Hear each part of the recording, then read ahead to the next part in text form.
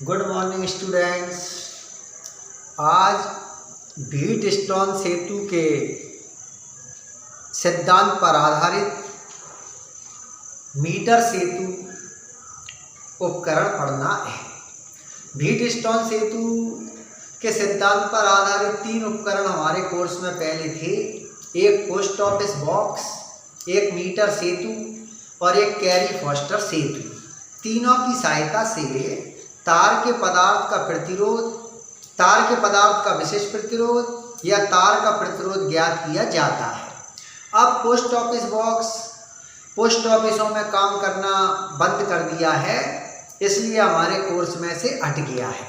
और मीटर सेतु जो है अभी भी हमारे कोर्स में है और कैरी फॉस्टर सेतु आगे की क्लासों में पढ़ते हैं। तो मीटर सेतु जो है उसका नाम मीटर सेतु क्यों है यदि पता करें तो इसमें 1 मीटर लंबा तार होता है, इसलिए इसका नाम मीटर सेतु है। अभी हम चित्र में देखेंगे। तो मीटर सेतु पहले अपन पूरा प्रश्न देखें पढ़ के। तो प्रश्न में है क्या मीटर सेतु की सहायता से तार का प्रतिरोध या तार के पदार्थ का विशिष्ट प्रतिरोध ज्ञात करने के प्रयोग को समझाना है। ये 3 नंबर का प्रश्न है।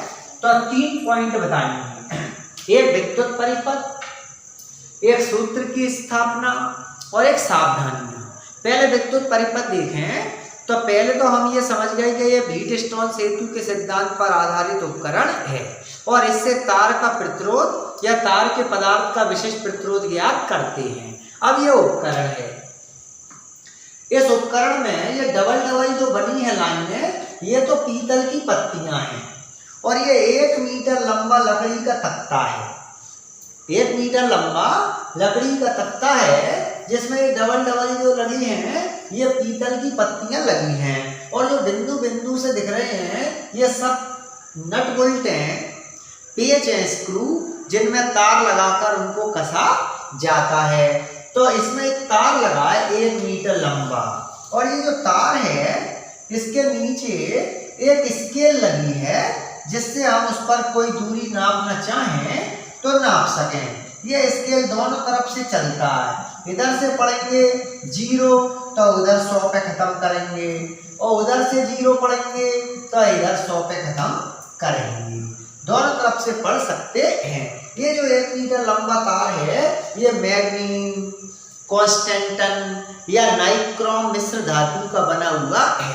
मिश्र धातु की एक विशेषता है कि इसका विशिष्ट प्रतिरोध अधिक होता है, जिससे ये तार ज्यादा मतलब गर्म होने पर भी इसका प्रतिरोध बढ़ता नहीं है।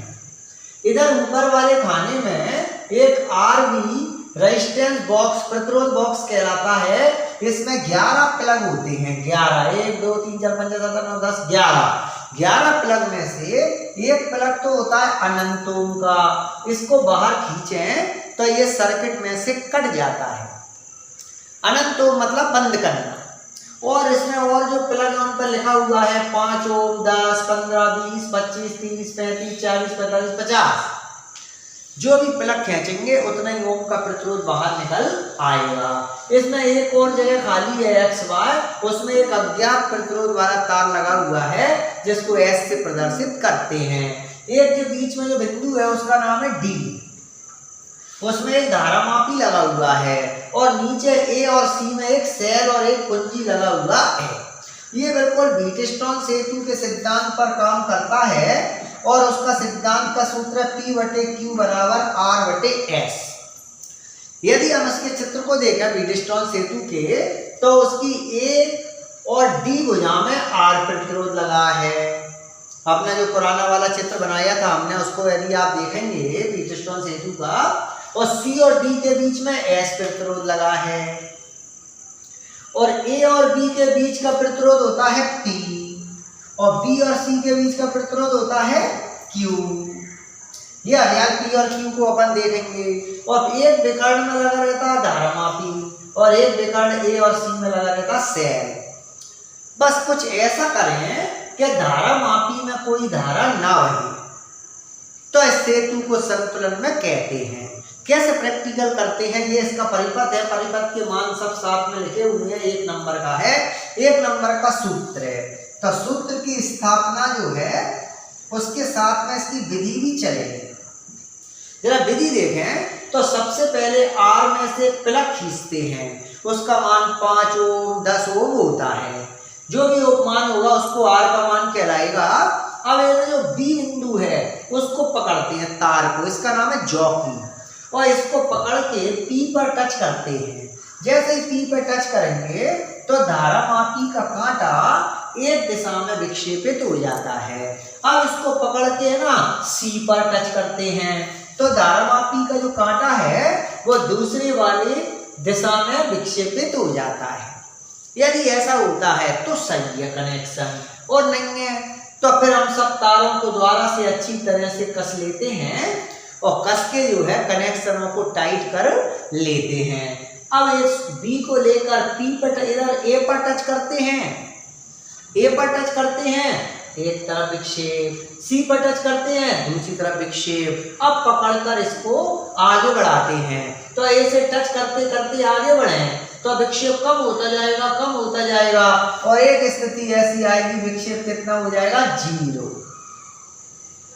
जैसे विक्षेप 0 होगा अब आगे बढ़े तो फिर विक्षेप दूसरी तरफ जाने लगेगा। जब विक्षेप 0 होता है तो सेतु को संतुलन में कहते हैं। सेतु की संतुलन अवस्था में सूत्र है P/Q बराबर R/S।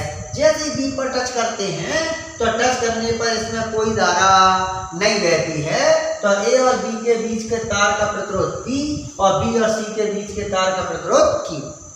अब जब अपन B पर आते हैं तो देखते हैं इसकी दूरी कितनी है, तो स्केल पर नाप लेते हैं कि संतुलन बिंदु की दूरी कितनी है, उसको स्मॉल l सेंटीमीटर कहते हैं।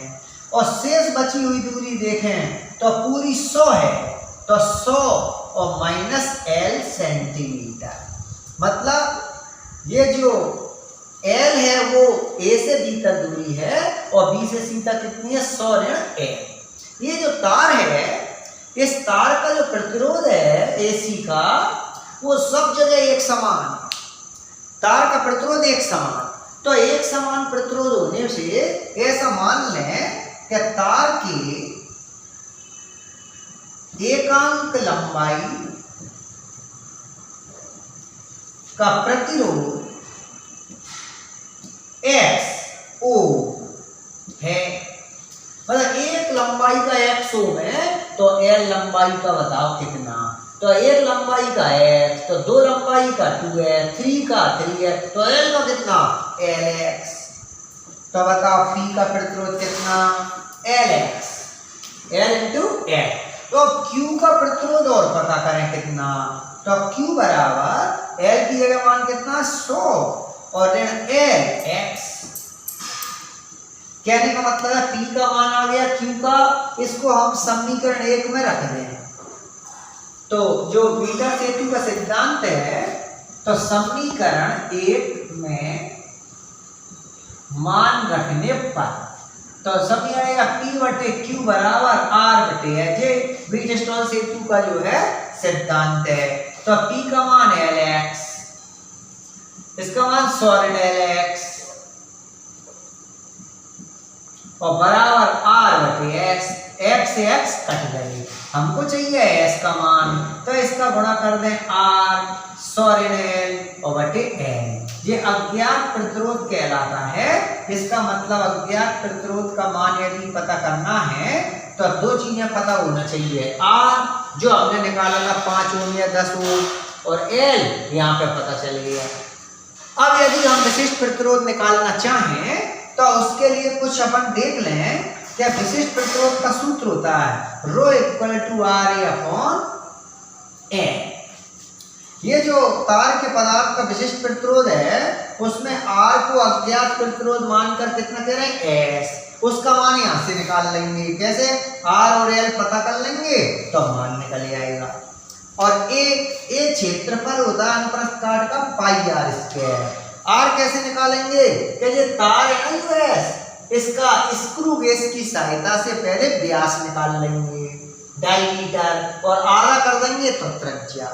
तो तो अज्ञात प्रतिरोध वाले तार का जो व्यास है ना उसका आधा करके त्रिज्या कैसे निकलता है स्क्रू गेज। और एल ये तार की लंबाई है, इस तार को यहाँ से निकाल के और पूरे को स्केल पर नाप लेंगे।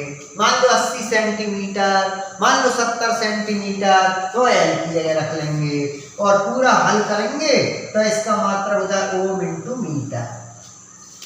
अब हमने दो बात निकाल ली, एक तो अज्ञात प्रतिरोध एस आ गया और विशिष्ट प्रतिरोध आ गया। दोनों का ये सूत्र एक नंबर का कहलाता है। यदि हमको रो चाहिए तो एस, आर और एल के मान ज्ञात कर लेते हैं। अब सावधानी चित्र में देखें कि सबसे पहले कुंजी के का प्लग तभी लगाएं जब हमको प्रैक्टिकल करना हो, मतलब सेल से धारा तभी भेजना चाहिए जब प्रयोग करना हो, अन्यथा तार के गर्म होने से उसका प्रतिरोध बढ़ जाता है।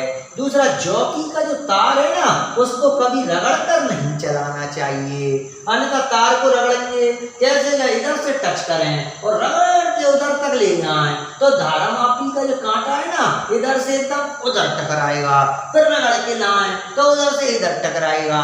ऐसा करने से तार यदि खिंच गया, पतला हो गया, तो फिर उसका व्यास सब जगह एक समान नहीं रहेगा। मतलब जॉकी को तार पर रगड़कर नहीं चलाना चाहिए। और सभी प्लग, ये 11 प्लग इसमें ये लगे हैं कुंजी, एक अच्छी तरह कसे होना चाहिए और सभी पेच अच्छी तरह कसे होना चाहिए। तार के जो सिरे हैं वो अच्छी तरह से साफ होना चाहिए। तो ये इसकी क्या कहलाती है, सावधानी। दो लिखना है बस, तो दो सावधानी और इसका सूत्र और इसका चित्र।